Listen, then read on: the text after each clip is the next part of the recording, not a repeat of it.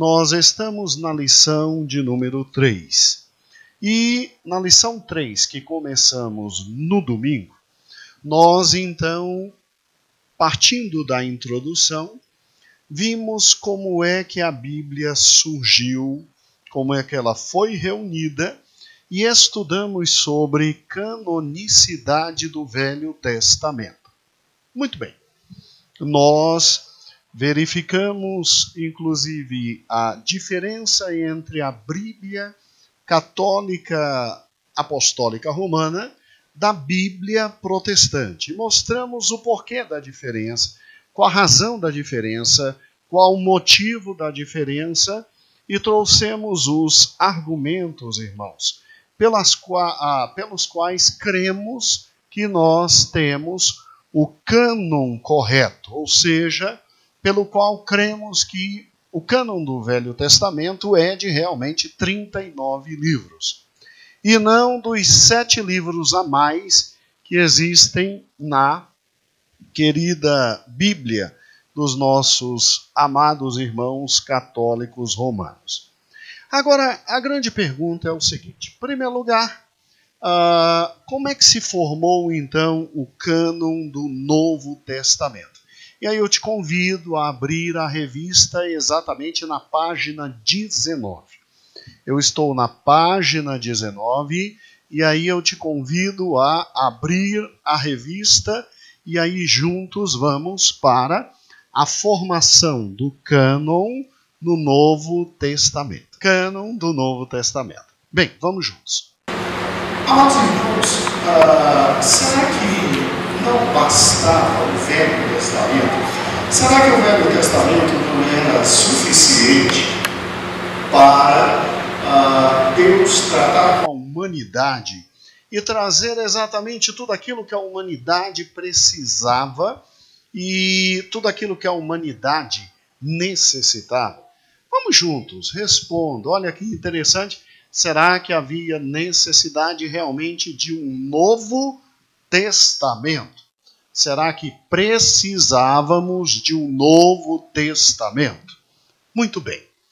Acompanhe comigo, por gentileza, a partir da página 19, ponto número 4, que diz produção dos livros do Novo Testamento. Produção dos livros do Novo Testamento. Como é que os livros do Novo Testamento foram produzidos? Porque se você parar e pensar, qual foi a época dele? Na época de Cristo não tinha testamento.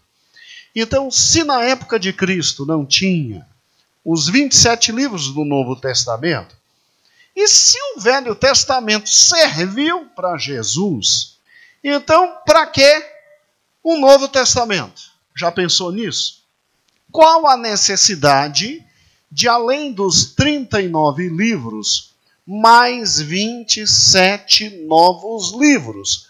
Para que livros do Novo Testamento, se o Velho Testamento serviu direitinho para Jesus? Bem, a grande questão é a seguinte. Em primeiro lugar, Jesus ele se posiciona de forma absolutamente reverente no tocante ao Velho Testamento, asseverando inclusive o seu caráter divino. Eu coloquei de forma muito precisa isto na página 19, no ponto 4.1. Ou seja, Jesus, quando olha para o Novo Testamento, ele diz, para o Velho Testamento, ele diz assim, olha, as Escrituras, e na época de Cristo, as Escrituras eram o Velho quê? Testamento. Ele diz, as Escrituras não podem falhar. E não passará um tio ou um jota sem que tudo se cumpra. Quando Jesus diz isso, Jesus está fazendo o quê, meu amado irmão, minha amada irmã? Ele está olhando para o Velho Testamento e ele está dizendo, o Velho Testamento é a palavra de quem? De Deus. Tem dúvida disso? Lógico que não. E, obviamente, Jesus, ao se posicionar de forma reverente ao Velho Testamento, ele nos faz entender que o Velho Testamento veio das mãos do próprio Deus. Mesmo usando autores diversos, em momentos diversos, cuidando cada autor da sua própria escrita, estrutura, limitação, veio da parte de Deus. Só que tem um problema. O que colocamos aqui na página 4.2, página 19, quando assim está escrito. De forma inesperada, Cristo começa a dar às suas próprias palavras a mesma força que o Velho Testamento possuía. Irmãos, olha que perigo, olha que perigo.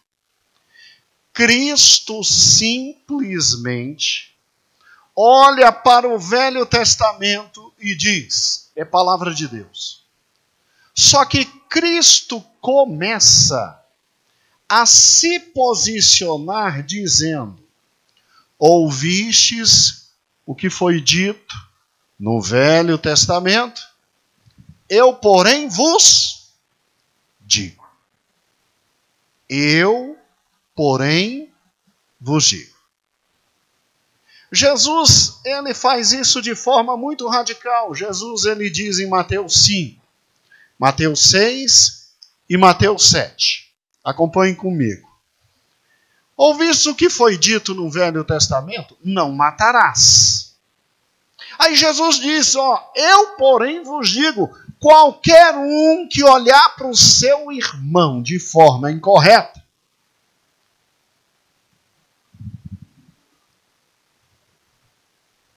já o matou. Ouviste o que foi dito no Velho Testamento? Não adulterarás. Aí, Jesus faz o seguinte, Jesus olha e diz que basta olhar de forma desrespeitosa para a mulher do outro, Aí, meu filho, Jesus diz, já adulterou. Então, presta atenção. Olha que interessante. Acompanhe comigo. Jesus simplesmente pega o que Moisés falou e Jesus, de forma direta, diz assim, eu, porém, vos digo. O que Jesus fez? Jesus se posicionou como se fosse um novo Moisés. Jesus se posicionou da mesma forma que Moisés no Velho Testamento. E Jesus é como se dissesse, assim como eu enviei Moisés e lhe trouxe a lei, agora o próprio Pai me enviou e eu estou trazendo para vocês as novas palavras de Deus. Porque para dizer eu, porém, vos digo, o que Jesus estava dizendo? Sou eu agora o canal da bênção de Deus para a humanidade. Assim como Deus falou no Velho Testamento por Moisés, Deus agora está falando por mim. Irmãos, raciocine comigo. Por que Jesus morreu numa cruz? Primeiro, porque disse que era o filho de Deus. E em segundo lugar, além de dizer que era o filho de Deus, ainda disse, eu, porém, vos digo. Se colocando como filho de Deus, ele estava dizendo que era também o quê? Deus. E além do mais, além de dizer que era Deus, que estava na mesma natureza do Pai, que era Deus, ele agora vem dizendo que as palavras dele estão na mesma altura espiritual de Moisés. Então, olha que estranho, Jesus, ao mesmo tempo que reconhece o Velho Testamento, Jesus se posiciona como um novo Moisés. que traz agora as novas palavras de quê? De Deus, e que traz o novo pacto de Deus para a humanidade. Então, o que Jesus fez? Jesus deu as palavras dele, a mesma posição de revelação das palavras dos profetas do Velho quê? Testamento. E isso foi tão reconhecidamente entendido pelos discípulos que o apóstolo Paulo em Hebreus 1:1 diz: havendo Deus outrora falado aos pais pelos profetas, nesses últimos dias Deus nos fala por quem? Por quem? Pelo Filho. Então olhe que interessante. O ódio dos fariseus, saduceus, escribas, era que, em primeiro lugar, Jesus ensinava como ninguém. Que, em segundo lugar, Jesus se dizia filho de Deus. Que, em terceiro lugar, ele dizia que as palavras dele eram tão inspiradas quanto as de Moisés. E o pior, ainda praticava milagres que ninguém praticava, ratificando, então, Deus que ali estava, o novo Moisés. O que Jesus fez, então, durante 3 anos? Jesus avisou, eu estou cumprindo a lei e eu estou trazendo a nova lei. Eu estou cumprindo o antigo pacto e eu estou trazendo o novo o quê? Pacto. Você se lembra aquela época, passagem, em que Cristo perguntou, o que estão falando de mim? E aí os discípulos diziam, tem gente que diz que você é um grande profeta. Tem gente que diz que você é um grande homem de Deus. Aí ele pergunta, e vocês? O que dizem que eu sou? Aí Pedro diz, tu és o Cristo, o Filho do Deus Altíssimo. Quando Pedro disse isso, Pedro estava dizendo, nós reconhecemos em você a autoridade de Cristo, do ungido de Deus. E é óbvio que nós estamos entendendo que Deus passou a habitar entre o quê? Nós. E se Deus passou a habitar entre nós, então Deus agora nos fala por intermédio de você. Então tudo no Velho Testamento tem que se adaptar agora a você. Você se lembra quando Jesus começou a apertar no discurso? E apertando no discurso, os ouvintes começaram a se afastar de Cristo. E Pedro, preocupado, chega a Cristo e diz assim, todo mundo está indo embora. Aí Jesus, preocupado com todo mundo indo embora, o que Jesus diz a Pedro? Se lembra? Quer ir também? Está aberta a porta. Jesus era difícil. Está aberta a porta. O que Pedro respondeu? A quem iremos nós, se só tu tens o quê? As palavras de quê? Vida eterna. Você está entendendo o que está acontecendo no ano 1? Você está entendendo o que está acontecendo no ano 1? Deus passou a habitar entre nós por intermédio do seu Filho Jesus Cristo. E o que há de interessante? Interessante é que Deus resolveu nos trazer diretamente a sua palavra. Então, Rubens, como é que fica o Velho Testamento? Se cumpre em Cristo. E aí a velha aliança acaba e começa a nova o quê? Aliança. Com base nas palavras de quem? De Cristo. Só tem um problema. Cristo escreveu alguma coisa? Você se lembra de algum escrito de Cristo? Cristo pegou pena e pergaminho e escreveu. Cristo deixou alguma coisa escrita em papiros? Aí tem uma polêmica grande, né? Tem gente que diz que não. E tem gente que diz que sim, porque os discípulos escreveram aquilo que Cristo determinou que eles escrevessem. Então, Cristo escreveu pelos discípulos. Tá ótimo. Mas em termos físicos, Cristo não deixou nada escrito. A única vez que a Bíblia diz que ele escreve é quando uma mulher pecadora é pega em adultério flagrantemente e ele escreve na areia alguma coisa que não se sabe até hoje. E mais de 60 livros foram escritos só tentando desvendar o que ele escreveu na areia. Interessante isso, né? Dizem que foi um dos salmos de perdão que ele teria escrito na areia. Mas não se sabe até hoje. Agora, o que é interessante. Jesus fala que viria Jeremias, um tal de Espírito Santo, que era um outro consolador, porque Deus Pai é chamado em Efésios de Consolador, Deus Filho tem o nome de Consolador e o Espírito Santo é chamado de outro Consolador. E aí, quando o Espírito Santo viesse, João 14 diz que ele lembraria os discípulos de todas as o quê? Palavras de Cristo. Olha que interessante. Porque o Espírito Santo lembraria das palavras de Cristo. Página 24.4.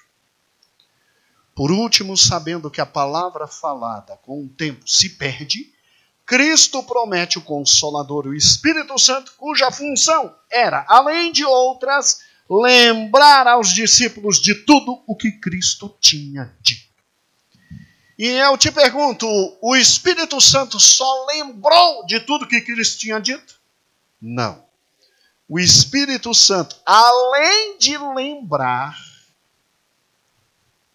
levou os apóstolos, neste momento discípulos, a escrever. E quando esses homens começaram a escrever, começamos a ter o Novo Testamento. Assim surgiram os 27 livros do Novo Testamento, porque o Espírito Santo fez o que fez no Velho Testamento. Pegou homens, chamou, e simplesmente esses homens escrevem exatamente aquilo que são levados a escrever. E o que é interessante é que o Espírito Santo os dominou de tal forma que sem nenhum deles perder a capacidade literária própria, porque, sejamos francos, Pedro escrevia de uma forma completamente diferente do apóstolo quê? Paulo. Completamente diferente do apóstolo João. Completamente diferente dos dois irmãos de Cristo que foram permitidos entrar no ciclo apostólico e que foram permitidos escrever. Judas era irmão de Cristo, que escreveu a epístola de Judas, e Tiago era irmão de Cristo, que escreveu a epístola de Tiago. Olha que interessante, sem perder as qualidades próprias, e a capacidade própria, Deus os fez escrever todo o Novo Testamento. E vou provar para vocês o controle do próprio Deus. Abra em João, capítulo, se não me falha a memória, é um dos últimos, capítulo 20, se não me falha a memória. Rapidamente. Abra no Evangelho de João, eu estou em Atos. João capítulo 20, isso mesmo. Em João capítulo 20,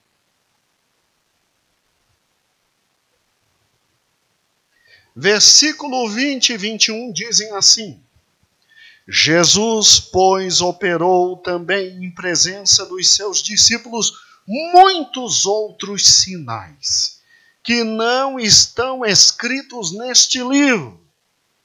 Estes, porém, foram escritos para que creiais que Jesus Cristo é o Filho de Deus e para que, crendo, tenhais vida em seu quê? Nome. O que João está dizendo? João está dizendo, tem muito mais a escrever. E João aqui não está escrevendo, não é porque é caro escrever livros ou porque lhe faltava pergaminho e pena e tinta para escrever. Não é isso. João aqui está dizendo, eu cheguei até esse ponto porque eu sou controlado pelo Espírito Santo. E o Espírito Santo me deixou chegar até aqui. Eu poderia escrever muito mais. Mas isso é suficiente para vocês crerem que Jesus Cristo é o Filho de Deus e que veio salvar a humanidade. Quer dizer, eles tinham consciência de até onde poderiam o quê? Ir. Tamanho controle do Espírito, o quê? Do Espírito Santo. Então, olhe que interessante. Quando eles escrevem, obviamente, a palavra de Deus. E ao escreverem, quem os domina e os leva e os conduz foi o mesmo que dominou, levou e conduziu a produção do Velho Testamento inteiro. E aí, quando você pega o Velho Testamento e o Novo Testamento inteiro, você vê que o autor é o mesmo. Deus. Deus. E o que é interessante, irmãos, mas somente estes livros foram produzidos? Somente esses livros foram produzidos na época de Cristo? Amados, acompanhem comigo algo que é simples de entender. Você sabia que quando nós tivemos no Novo Testamento a produção dos evangelhos, só de evangelhos foram mais de 60 evangelhos que existiam? Sério. Olha que interessante, na página 20, você tem aquilo que nós chamamos de evangelhos canônicos, Mateus, Marcos, Lucas e João, e eu citei alguns dos evangelhos apócrifos. São chamados de apócrifos porque a igreja, desde o início, os rejeitou. Evangelho segundo aos Hebreus, Evangelho aos Egípcios, Evangelho de Tomé, Evangelho de Pedro, Evangelho de Nicodemos, Evangelho da infância. Pastor, peraí. Como é que esses outros livros surgiram? Deixa eu te explicar, é simples. Você acha que Cristo provocou e influenciou toda uma geração na época que viveu? Você acha que a vida de Cristo não foi objeto de curiosidade? E que, obviamente, a vida de Cristo ia gerar uma série de escritos sobre o próprio Cristo? Vou lhe dar um exemplo simples. Um exemplo da minha própria vida. Uma irmã que ainda hoje, até hoje, está conosco na igreja, ela é trabalhadora e dedicada. Ela um dia chegou perto de mim e ela disse o seguinte: Gedeuzinho, quero conversar com você, estou muito preocupada. Por quê? Eu tenho uma família que eu estou evangelizando, são amigos que eu tenho, e eles vieram me dizer que você determinou que eles perdessem a casa deles. E eles vão ter que sair da casa porque você deu uma sentença determinando que eles saíssem da casa. E eu vim conversar com você e perguntar para você se você realmente fez isso. E fazendo isso, onde está o seu coração? Aí eu olhei para a irmã, aqui da igreja, eu disse: irmã, quem me disse uma besteira dessa? Eles disseram: eles. Aí eu disse: minha irmã, primeiro, eu não sou juiz. Eu não tomo decisão. Eu trabalho no poder judiciário, eu sou servidor, mas eu não sou juiz. Eu não dou sentença, eu não assino sentença, eu não dou decisão. De onde eles tiraram esse papo? Não, eles acreditam que realmente foi você, que você fez a sentença, que você fez isso, fez aquilo. Irmãos, que interessante, né? Como eu trabalho no Poder Judiciário, como eu sou formado em Direito, bacharel em Direito, e como eu dou aula, as pessoas começam a criar um Gedeon Júnior que não existe. Sério. Um Gedeon Júnior que decide, que dá sentença, que manda matar os outros, que manda prender, que manda tirar, que manda perder a casa. Eu não faço isso. O meu trabalho no tribunal é completamente outro. Esse Gedeon não existe. E eu não divulgo esse Gedeon, porque esse Gedeon não existe. E aí eu expliquei para ela, olha, inclusive onde eu trabalho no tribunal não mexe com casa de ninguém. Onde eu trabalho, mexe com gente que matou os outros. É tribunal do júri. Então lá a gente trabalha com homicidas. Com gente que instiga, auxilia os outros ao suicídio. Ou com a mãe que está no estado puerperal e mata o filho. Isso é infanticídio. Ou quem pratica aborto. Eu não tenho nada a ver com casa dos outros. Aí é que eu consegui convencê-la de que eu não fiz aquilo com aquela família. Irmãos, se alguém como eu, simples morador do Gama, pastor auxiliar na igreja, mero professor universitário, criam sobre mim fantasias que não existem, é sério. Dizem que eu tenho um vencimento que, assim, eu digo, Senhor, ouve a profecia e manda esse dinheiro que dizem que eu tenho. Manda porque eu quero. Né? Eu, nas últimas férias que tive, Deus me deu o prazer de eu conhecer, sim, parte da Europa. Mas eu garanto aos irmãos, eu fui no período de frio. Então, no período de frio, você gasta a mesma coisa que gastaria para ir no Nordeste. Os 18 dias que eu passei lá fora, irmãos, é o mesmo valor de passar 18 dias em Fortaleza. Você entendeu?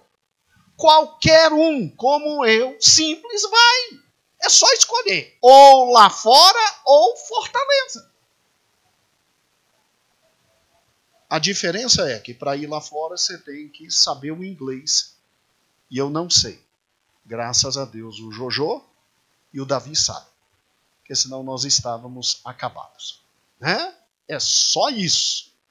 Agora, escute. Se alguém como eu, já uma série de mitos contam. Você já imaginou Jesus? Você já imaginou Jesus? É sério, irmãos. Jesus fazia paralítico andar. Jesus ressuscitava mortos. Você já imaginou o tanto de textos que produziam dizendo, olha, ele fez isso, ele fez isso, ele fez isso, ele fez isso. Principalmente no tocante à infância dele. Há alguns desses livros apócrifos aqui, como por exemplo o Evangelho da Infância, dizia que Jesus andava e onde ele andava flores nasciam. Sério, o Evangelho da Infância diz que um dia um professor foi repreender Jesus e Jesus matou o professor com uma olhada. Não, eu vou mostrar os textos aqui para vocês. Eu já botei no zap da igreja para vocês terem. A gente vai ler junto. Então presta atenção, era muito fácil separar os livros, Jeremias, que eram realmente vindos de Deus, dos livros que não vinham. Sabe por quê? Por causa do conteúdo, Jeremias. Por causa do conteúdo. Então, peraí. Como é que a igreja separou os livros divinos dos não divinos e houve a canonização e chegamos à conclusão de que, olha que interessante, mais de 15 mil livros. Está me ouvindo? Mais de o quê? 15 mil livros foram escritos nesta época do primeiro e segundo século e todos eles, Júlia, diziam, eu quero estar no cânon sagrado na Bíblia. Por que de 15 mil só sobrou 27? Será que escolhemos errado? Abra comigo na página de número 21. Vamos juntos? Página 21. Só de Apocalipse, irmãos, eram mais de 30 Apocalipses. É muito engraçado ler os outros Apocalipses. Agora, eu não te recomendo você ficar estudando os livros apócrifos, porque o tempo é tão pouco, já mal dá tempo de ler os livros corretos. Mas se você estiver aposentado e tiver tempo e quiser dar boas risadas, compre os livros apócrifos. Baixe na internet, é fácil. É fácil. Só se lembre que de revelação eles não têm nada. Como é que a igreja separou o que era de Deus do que não era? Jeremias. O primeiro critério utilizado está aí na páginas 21, que é o princípio da apostolicidade. Foi um livro escrito por um apóstolo? Ou, se não, tinha o autor do livro um relacionamento tal com o apóstolo de modo a elevar seu nível ao dos apóstolos? Primeira pergunta que a gente fazia: de onde vinha o livro? Foi escrito por um apóstolo? Se foi, ótimo. Se não foi, está fora. Aqui morreu quase 80% da literatura que foi produzida, Maristela. 80% já foi embora. E raciocine comigo, porque nós só aceitávamos livros ouvindo dos apóstolos ou de alguém. Por exemplo, Marcos não era apóstolo. Mas Marcos fazia parte do círculo apostólico, porque Marcos foi menino criado por Pedro, e você, quando lê o Evangelho de Marcos, você vê que Marcos transcreve tudo que Pedro queria escrever. Lucas não era apóstolo, mas Lucas conviveu com Paulo de tal sorte que quando Lucas escreveu o Evangelho, Paulo, Pedro, Tiago, João, todos os apóstolos foram os primeiros a dizer: isso aqui é a palavra de Deus. Agora, vamos lá. O Evangelho de Mateus, alguém tinha dúvida que vinha dos céus? O Evangelho de João, as cartas de João, as cartas de Paulo, ninguém tinha dúvida. Por quê? Escute. Quando Jesus disse: virá o Consolador, grave isso por gentileza. Virá o Consolador, e o Consolador vos lembrará de tudo. Jesus estava falando de quem? Vos lembrará das minhas palavras. Estava falando de mim e de você? Não. Estava falando dos seus primeiros discípulos, Jeremias, que se transformaram em apóstolos. Pastor, então peraí, como é que eu interpreto esse versículo hoje? O versículo hoje é interpretado assim: o Espírito Santo vem sobre mim, que me faz lembrar as palavras de Cristo registradas pelos apóstolos. Porque se eu acreditar que o Espírito Santo hoje vem e me possibilita escrever livros no mesmo pé de igualdade dos livros do primeiro século, então eu estou dizendo que eu ouvi Jesus falar. Porque Jesus disse: vai te lembrar o que eu falei. E aí eu sou espírita. Porque se eu ouvi Jesus falar no primeiro século e eu estou vivo de novo, então existe reencarnação. Rubens, tem reencarnação? Se não tem reencarnação, quem foi que ouviu Jesus falar? Ei, você? Mas Pedro ouviu. Paulo ouviu. Tiago ouviu. Judas, o irmão de Jesus, ouviu.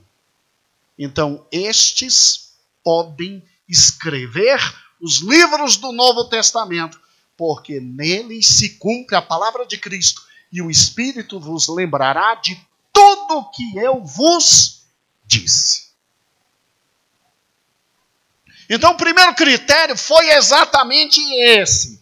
Foi dito por Cristo, foi. Quem ouviu? Os apóstolos.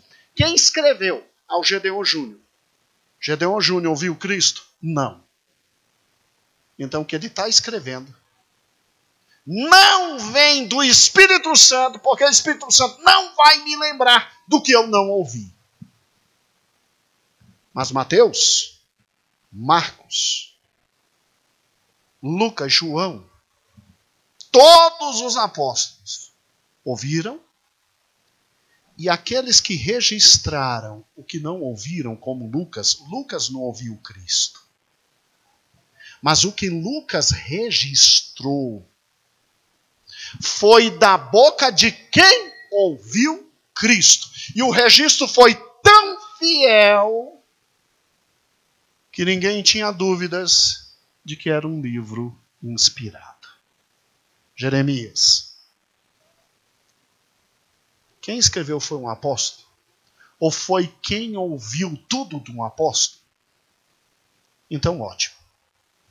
Caso contrário, já rejeitávamos. Aí, a galera esperta. Esperteza não é coisa de brasileiro, não. Esperteza é coisa do ser humano. Júlia, a galera esperta disse assim, então é só os apóstolos que servem. Começaram a escrever e colocar o nome de Pedro, Tiago, João. Um Zé Mané qualquer escrevia Ruth e colocava, aqui é o apóstolo Pedro. Eles só não contavam com o fato da igreja conhecer a letra de Pedro. Eles só não contavam com o fato da igreja conhecer a letra de Paulo. A letra dos apóstolos. Eles não contavam com isso. Porque quando os apóstolos escreviam, a igreja conhecia a letra. E quando os apóstolos não escreviam, eles ditavam, mas no final os apóstolos assinavam. Tanto é que toda carta termina assim. Vos saúda fulano de tal. Manda beijo fulano de tal. Tal. E vinha a assinatura dos apóstolos. Então, muita gente que dizia que era apóstolo e assinava, a igreja olhava e dizia assim, tá de palhaçada. Tá de palhaçada. E os apóstolos Jeremias tinham o cuidado de, ao enviar as cartas, enviar por intermédio de alguém que era amplamente respeitado e que eu sabia que era assessor direto do apóstolo tal. Vou lhe dar um exemplo. Abre Romanos. Paulo nunca esteve em Roma e queria conhecer Roma. E aí Paulo queria explicar o evangelho aos irmãos em Roma, para quando chegasse em Roma, ficar lá um pouquinho, porque os missionários faziam isso, pegava dinheiro com eles para poder continuar o seu caminho missionário. Olha que interessante. Paulo simplesmente, ele no capítulo último de Romanos, ele diz assim, versículo 1. Recomendo-vos, pois, Febe, nossa irmã, a qual serve na igreja que está em Cencreia, para que a recebais no Senhor como convém aos santos e ajudeis em qualquer coisa que de vós necessitar, porque tem hospedado a muitos, como também a mim mesmo. Saudai a Priscila e a Áquila. E aí vem mandando beijo para todo mundo. Quem levou a carta até Roma? Febe, que estava na igreja de Cencreia, 10 quilômetros da igreja de Corinto, onde Paulo estava ao escrever Romanos. Febe era respeitadíssimo. A fama de Febe se conhecia longe. Quando um apóstolo enviava uma carta, ele não enviava por qualquer um, não. Paulo enviava cartas por Silas, por Timóteo, por Febe, que eram líderes grandes da igreja. E quando a carta chegava, o povo olhava, via bem. É Febe, é. Então pode ser de Paulo. Via a letra, é de Paulo. Lia o conteúdo, é de Paulo. Ninguém enganava a igreja. Compreendeu os cuidados que se tinha? Muito bem. segundo fato que fez a igreja separar o que era sagrado do que não era. O conteúdo. Página 21, 5.2. Era o conteúdo do livro de tal natureza espiritual que desse o direito a ele a essa categoria? Olha que interessante. Ao ler o conteúdo, a gente separava o que era de Deus do que não era.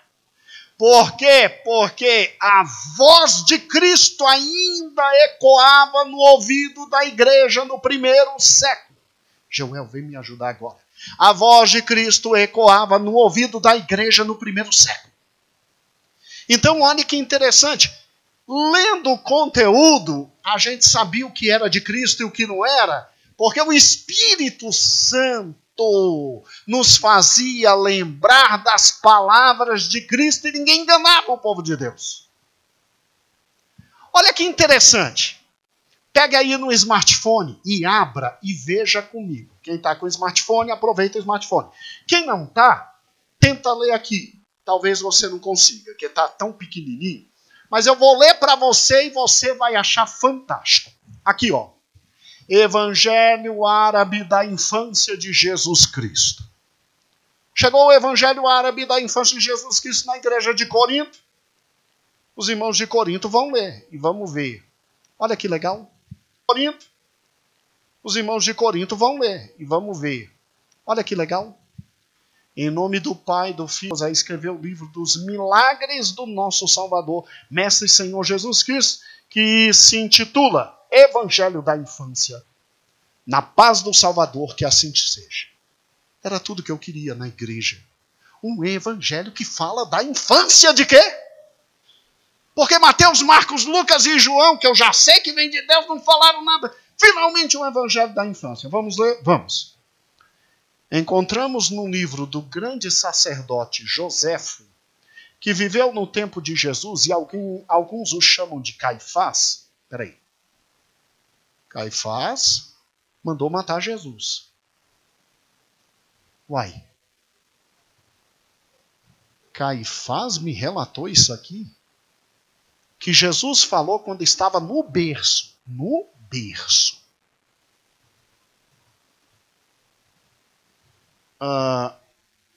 E disse à sua mãe. Então Jesus no berço já tinha capacidade de falar o que nenhuma criança falava. Eu que nasci de ti sou Jesus, o Filho de Deus, o Verbo, como te anunciou o anjo Gabriel. E meu Pai me enviou para a salvação do mundo. Aí termina o capítulo 1 do Evangelho da infância de Jesus. Aí assim, se eu estou na igreja de Corinto e eu leio isso, eu fico assim... Deixa eu continuar lendo. Vamos continuar lendo? Capítulo 2. No ano de 309 da era de Alexandre, Augusto ordenou que todos fossem recenseados na sua cidade natal. Tá batendo. José partiu então e conduziu Maria, sua esposa, veio a Jerusalém, de onde ele se dirigiu a Belém. Tá tudo certinho. Para inscrever-se, junto com sua família, no local onde ele havia nascido, quando estavam próximos a uma caverna. Maria disse a José que a sua hora havia chegado e que não podia ir até a cidade. Mas ela não deu à luz numa estrebaria?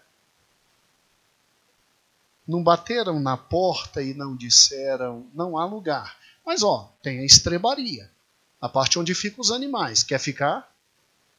Estranho, né? Ela chega numa caverna e ela diz, chegou minha hora. Aí Rubens, que interessante. O sol estava começando a se pôr. Legal, Jesus então nasceu entre a tarde e a noite. José apressou-se a procurar uma mulher para que assistisse, ajudasse Maria no parto. E ele encontrou uma anciã que vinha de Jerusalém. Que fantástico. Isso eu não sabia. E saudando-a disse, entra na caverna onde encontrarás uma mulher em trabalho de parto. Vê como Deus providencia tudo, né? Até a mulher para ajudar Maria. Só que aconteceu um fato interessante. E após o pôr do sol, José chegou com a anciã que ele achou, Deus providenciou, à caverna e entraram. E eis que a caverna estava resplandecendo. Quer dizer, já era noite. E estava brilhando a caverna. E brilhando porque, olha que fantástico, com uma claridade que superava a de uma infinidade de labaredas e brilhava mais do que o sol ao meio-dia. Jesus tinha nascido. Então, desde a infância ele já brilhava e não precisava de luz nenhuma. Olha que fantástico. A criança enrolada em fraldas e deitada numa manjedoura mamava no seio da sua mãe Maria. E ambos quem? José e a mulher, ficaram surpresos com o aspecto daquela claridade. E a mulher, a anciã, disse a Maria: és tu a mãe da criança? Ao responder afirmativamente Maria, então disse a mulher, a Maria, né? Não és semelhante às filhas de Eva. Estranho, né? E Maria respondeu: assim como entre as crianças dos homens não há nenhum que seja semelhante ao meu filho, assim também sua mãe não tem par entre outras mães. Daqui para pegar Maria e levar para o céu não pula, né? Não pula. A Maria era tão pecadora que teve que ir ao templo e o quê? Oferecer a oferta por ela e pela criança. Em seguida, quando os pastores chegaram e acenderam o fogo e beberam-se da alegria, as cortes celestes apareceram no verdadeiro celebrando ao Senhor. A caverna parecia ser um templo augusto, onde reis celestiais descem, celebravam a glória e louvores a Deus por causa da natividade do Senhor Jesus Cristo. Se lembra daquela anciã? E esta anciã hebreia, vendo estes milagres resplandecentes, rendia graças a Deus, dizendo: eu te rendo graças a Deus, Deus de Israel, porque os meus olhos viram a natividade do Salvador do mundo. Que bonito, né?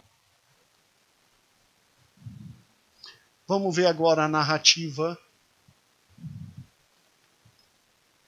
do capítulo 7. E eis que aconteceu que, enquanto o Senhor vinha ao mundo em Belém, cidade da Judéia, no tempo do rei Herodes, magos vieram de países do Oriente a Jerusalém, tal como havia predito Zoroastro. Fantástico, né? Um grande vulto no meio dos persas é citado nesse livro. E dizendo: ó, Zoroastro falou, como se dissesse: o que está no Velho Testamento é incompleto. Deus falava por intermédio de magos do Oriente. Olha que interessante. E eles trouxeram presente, ouro, incenso e mirra, e adoraram a criança, e renderam homenagens com seus parentes. Então Maria pegou uma das faixas na qual a criança estava envolvida, deu aos magos, e esses receberam como uma dádiva de valor. Olha que fantástico. Maria deu uma das faixas de Cristo. E nessa mesma hora apareceu um anjo sob a forma de uma estrela que já havia servido de guia, e eles partiram. Olha o que acontece com essa faixa. Os reis e os príncipes apressaram em se reunir em torno dos magos e perguntar o que haviam visto e o que haviam feito.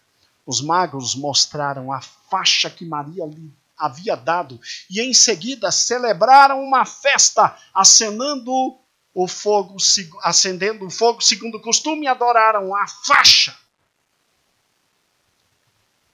E jogaram nas chamas, e as chamas envolveram.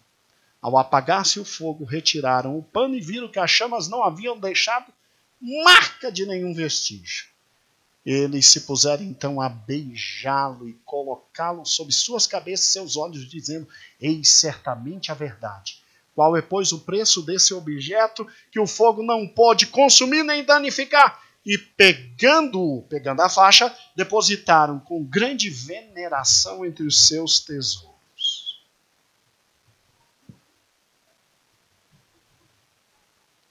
Adivinha a igreja de Corinto lendo isso e dizendo, dá para engolir? Dá para engolir? Olha para cá. Disse Jesus aos seus discípulos, fazei uma comparação e dizei-me com quem pareço. Você já ouviu isso em algum canto, né? Simão Pedro diz, tu és como um anjo justo. Foi isso que Simão disse? Mateus disse, és como um sábio. Isso está no Evangelho segundo Tomé. Capítulo 1, versículo 13. Na minha Bíblia tem assim. Mas vós, perguntou-lhe Jesus, quem dizeis que eu sou? Simão disse, tu és o Cristo, filho do Deus, o quê? Você entendeu que eles pegavam partes da Bíblia e distorciam? Olha que interessante essa parte aqui. Disse Jesus, se dois fizerem as pazes em uma mesma casa, dirão à montanha, move-te e ela se move. Isso está na Bíblia? E disse Jesus, benditos os pobres, porque deles é o reino dos céus. Evangelho segundo Tomé, capítulo 1, versículo 48 e 54. O Jesus que eu conheço disse assim, em verdade vos digo que se tiveres fé, não é se fizerdes as pazes dentro de casa. É se tiverdes fé, como um grão de mostarda, direis a esse monte, passa daqui para acolá. E vai passar.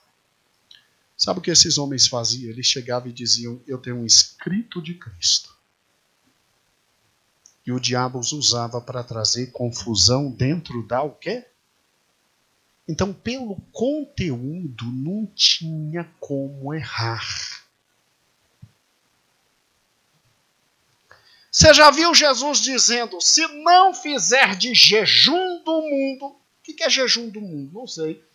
Não encontrareis o reino, e se não guardardes o sábado como sábado, não vereis o Pai. Já leu essa parte?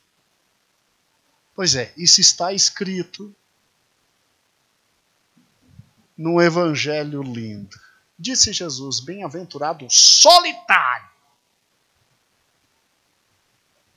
Pelo que eu me lembro, Jesus comia no sábado. Jesus dizia, não é bom que o homem esteja só. E o eleito, pois, encontrarão o reino, porque dele vieram e para ele retornarão. Evangelho segundo Tomé. Legal é o Apocalipse de Pedro. Um tal Pedro escreveu um Apocalipse e ele dizia, ó, cuidado com bispos e diáconos, porque eles vêm do inferno. Ó, mas haverá ainda outros entre os que não pertencem ao nosso número que se chamarão de bispos, e também diáconos, como se tivessem recebido a Deus e plena autoridade. Estes, qualquer um que se chamar de bispo e diácono, estes sentam-se à mesa segundo a lei dos primeiros lugares e são canais de água. Olha, o que eu me lembro de Paulo dizendo, que Deus deu uns para apóstolos, outros bispos, profetas, diáconos, diaconisas, tudo para o aperfeiçoamento dos santos. Você compreende que era só ler.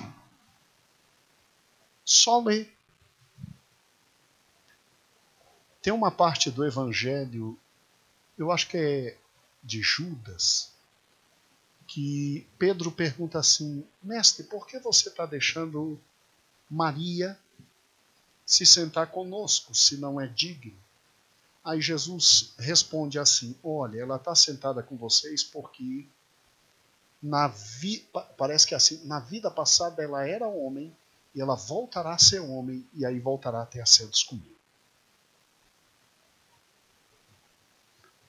Você entendeu que era simples ler?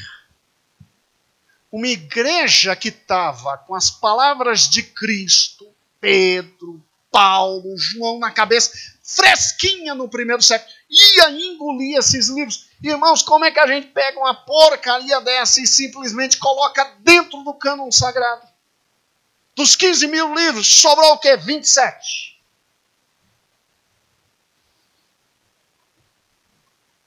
Pastor, será que a igreja não errou? Vá comigo para a página 21. E nós vamos encerrar e agradecer a Deus, porque Ele é bom e eterna a sua misericórdia. Página 21.6, uma pergunta que merece ser respondida. Será que a igreja escolheu corretamente os livros do cânon? Não corremos o risco de termos deixado para trás algum livro de fundamental importância? Será que deixamos de incluir algum de inspiração irrefutável? Acompanhe a leitura. Em primeiro lugar, Deus é o maior interessado na correta transmissão da sua palavra e, embora tenha usado homens na formação do cânon, usou-os de tal maneira que só foram escolhidas aquelas obras que compreendem os oráculos divinamente constituídos com sua perfeição de unidade e equilíbrio e uma inteireza de suas partes. Deus não deixaria sua obra pela metade. Entenda, Deus que se revela e depois inspira, vai nos fazer errar na escolha, irmãos. Deus não deixaria sua obra pela metade. Seria sem razão, sem nexo. Todo o trabalho realizado quando dá inspiração e da providência para a tradução, se no momento da formação do cânon não houvesse uma atuação divina. O cânon está correto, pois foi produto da direção do próprio quê? Deus. Se eu acreditar que Deus se revelou, inspirou homens a escrever e que depois esse Deus não teve capacidade de juntar os livros que eram sagrados. Então, irmãos, um Deus que trabalha pela metade? Continue lendo comigo. Página 22. Em segundo lugar, o cânon está correto, pois seu encerramento formal está claramente formalizado em Apocalipse 22 e 18. Quando Deus diz que é para selar e terminar. Tudo aquilo que o Velho Testamento deixou em aberto, o Novo Testamento foi fechado e completado.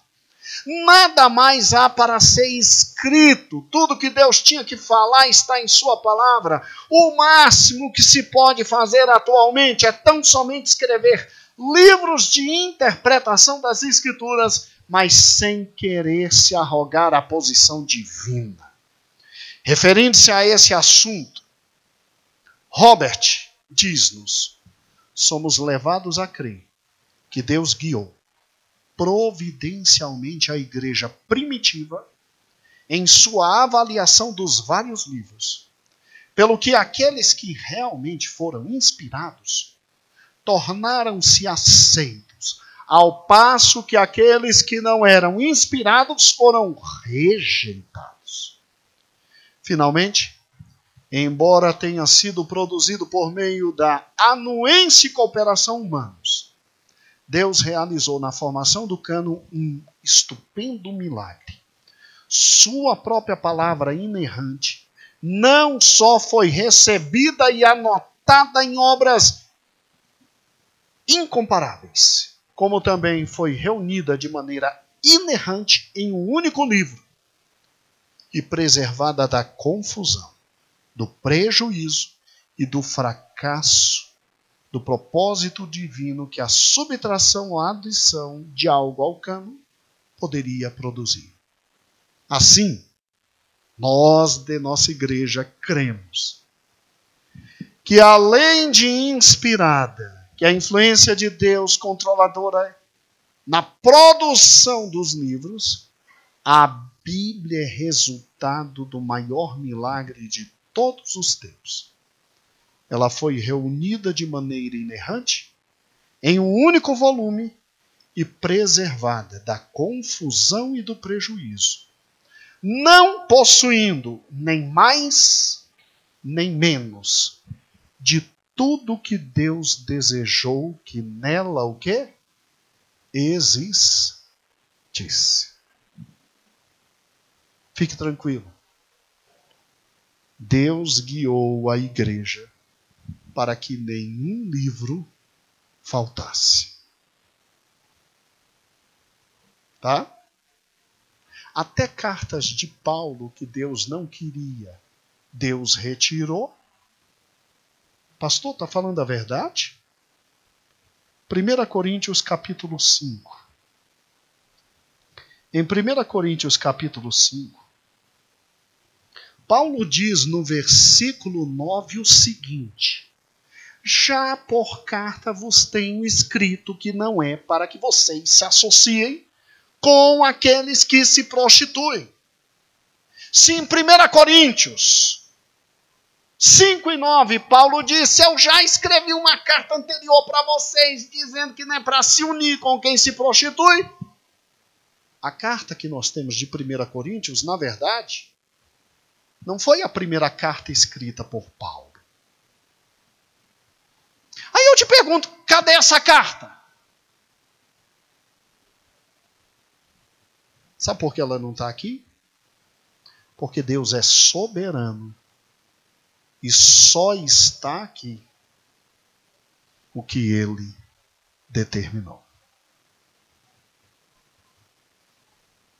Irmãos, cremos na revelação, cremos que Deus é Deus capaz de falar conosco e entendermos o que Ele fala.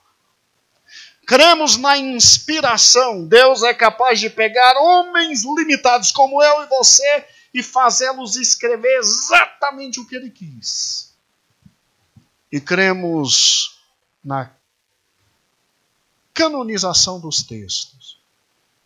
Deus fez juntar num único livro tudo o que Ele queria que soubéssemos sobre Ele. Nem sobrou, nem faltou. Esse é o Deus a quem servimos. Seu Novo Testamento está completinho, seu Velho Testamento está completinho. Senhor, muito obrigado pela Tua palavra. Obrigado porque não falta nenhum livro.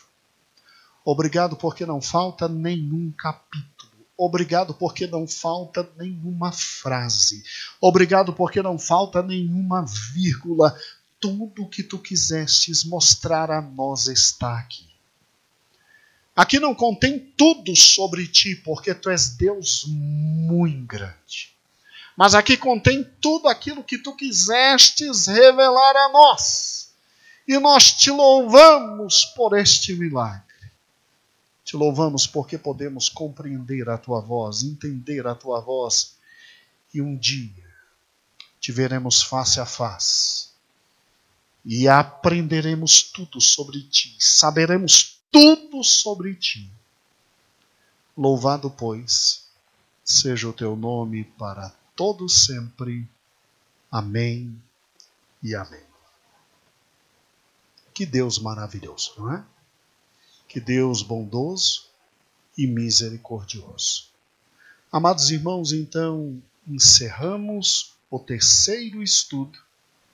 E se o Senhor permitir, domingo de manhã, partiremos para a quarta lição da nossa revista da Escola Bíblica Dominical. Amém? Vamos, então, agora louvar a Deus conosco. Você já conhece o nosso canal do YouTube?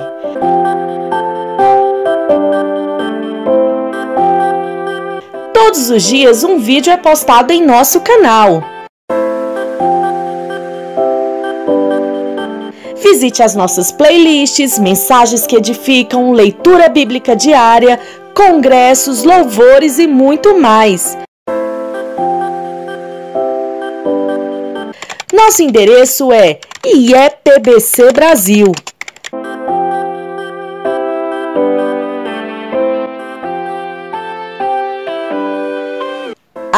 E não se esqueça de se inscrever, deixar o seu like, ativar o sininho, pois dessa forma, cada vez que postarmos um vídeo, você será avisado. E também fique à vontade para deixar o seu comentário. Igreja Evangélica Pentecostal do Brasil para Cristo. Compromisso com Deus e sua palavra.